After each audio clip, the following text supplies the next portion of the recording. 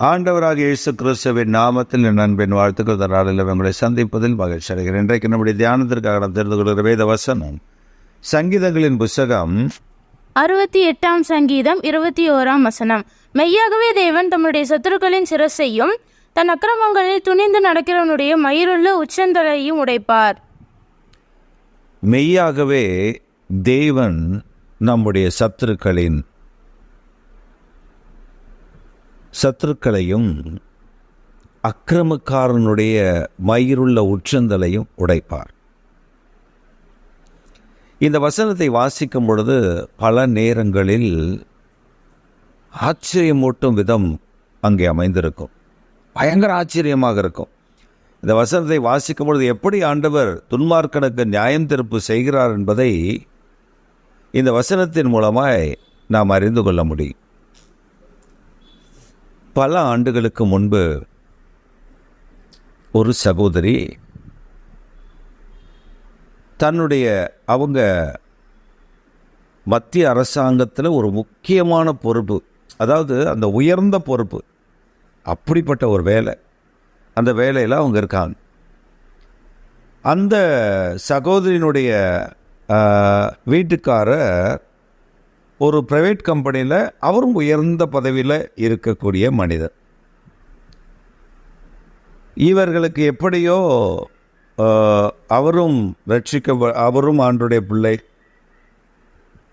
இவங்களும் ஆண்டவருடைய பிள்ளை. எப்படியோ சபையில் பார்த்தா எங்கன்னு தெரியாது, ஆனால் இவங்க 2 பேருக்கும் காதல் வயப்பட்டார்கள். வீட்டாரிடத்தில் சொன்னார்கள், திருமணம் செய்து வைக்கப்பட்டது. இந்த திருமணத்திற்கு பின்பு அவருடைய வாழ்க்கையில் இந்த சகோதரி எப்படிப்பட்ட டைப் அப்படின்னா, இவங்க சிரித்து பேசுவாங்க, எல்லார்கிட்டையும் சகஜமாக பேசுவாங்க. ஆனால் தவறான சகோதரி அல்ல, அப்படி தவறானவர்கள் அல்ல.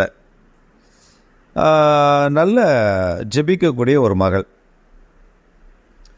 இவங்க திருமணமாகி அவங்களுடைய வாழ்க்கை மிக சந்தோஷமாக சம்பிரதாயமாக நல்லா இருந்துச்சு. அந்த வாழ்க்கை பார்ப்பதற்கு மகிழ்ச்சியாக இருந்தது.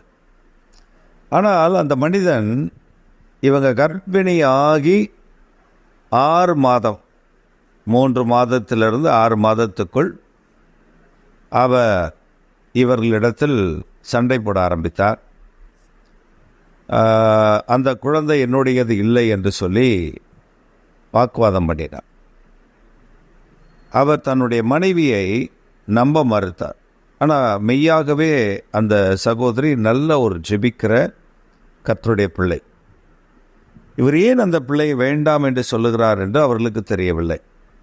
ஆனால் நாட்கள் சென்றது. ஆனால் அவர்கள் ஜெபித்தார்கள். அவ்வளவு அவமானம், அவ்வளவு நிந்தை, அவ்வளவு கீழ்த்தரமான பேச்சு. அந்த சமயத்தில் தான் அந்த குடும்பத்தார் எனக்கு அறிமுகமானார்கள். அவருடைய அண்ணன் குடும்பத்தார் எனக்கு அறிமுகமானார்கள். இந்த பிரச்சனையெல்லாம் எனக்கு சொல்லவில்லை. ஆனால் அந்த அண்ணன் குடும்பத்தார் தங்கைக்காக ஏதோ ஒன்று செய்கிறதை நான் அறிந்தேன், அவ்வளவுதான். வேறு எனக்கு ஒன்றும் தெரியாது. நாட்கள் கடந்தது. இந்த கர்ப்பிணியாக இருந்த சகோதரி குழந்தை பெற்றார்கள், ஆண் குழந்தை.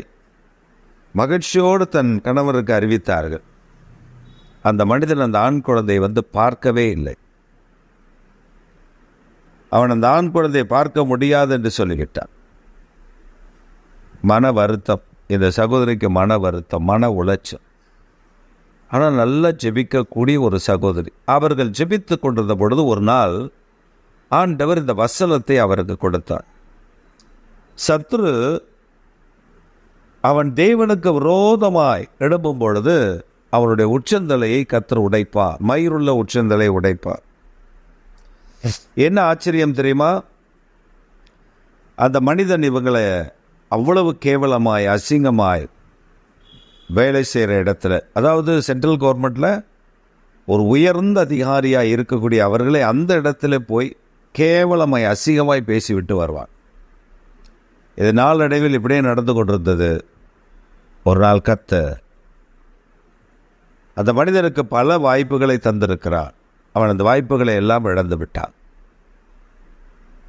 ஒரு நாள் அவர்கள் வேலை சேலத்தில் இருக்கும் பொழுது அவருக்கு ஆக்சிடென்ட் ஆகிவிட்டது என்று செய்தி வருகிறது.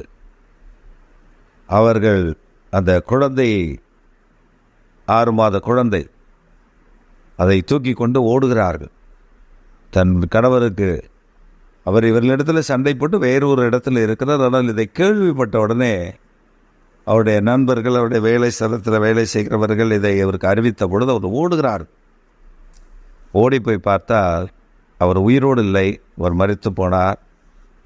அவருடைய தலை நசுக்கப்பட்டு ஒரு பெரிய விபத்தில் கத்திப்பாராவில், சென்னையில் இருக்கக்கூடிய கத்திப்பாரா ஜங்ஷனில் அவருக்கு ஆக்சிடெண்ட் ஏற்பட்டு அங்கே ஸ்பாட் அவுட். பயங்கர வேதனை.